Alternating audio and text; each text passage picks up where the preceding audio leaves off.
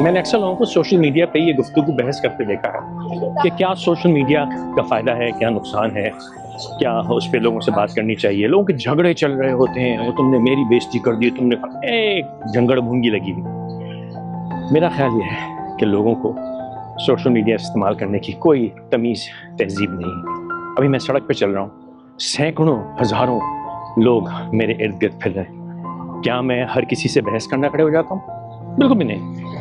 کیا میں بغیر شخص دیکھے کہ کون کیا کہہ رہا ہے میں اس کے ساتھ علمی اور کوئی بڑی گہری گفتگو کرنے میں لگ جاتا ہوں؟ پتہ نہیں.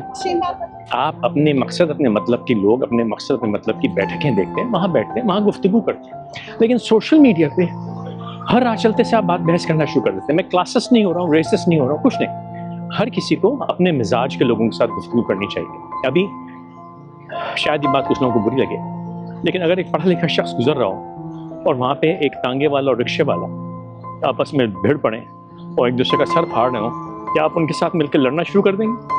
نہیں. آپ خاموشی سے گزر جائیں گے، صلح کا راستہ کہیں کرائیں گے، ورنہ گزر جائیں گے. آپ کا تعلق نہیں اس بات سے.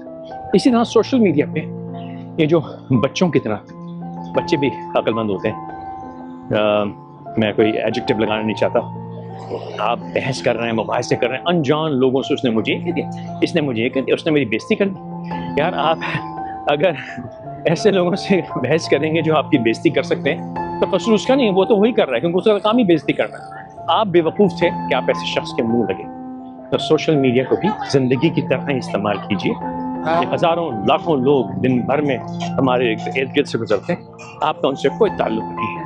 اسی طرح سوشل میڈیا پہ بھی سینکڑوں لوگ آپ کے آگے سے گزر جاتے ہیں، ان سے آپ کا کوئی تعلق نہیں. ہاں، کوئی اپنے جیسے شخص ملے، کوئی اپنے مزاج کے لوگ ملیں، ان سے ضرور بیٹھ کے گفتگو کریں، مذاق کریں، ہنسیں، بولیں، جو کرنا کریں، لیکن ہر کسی سے نہیں. آپ ہر کسی کے منہ لگیں گے تو صاحب جتنے منہ اتنی باتیں.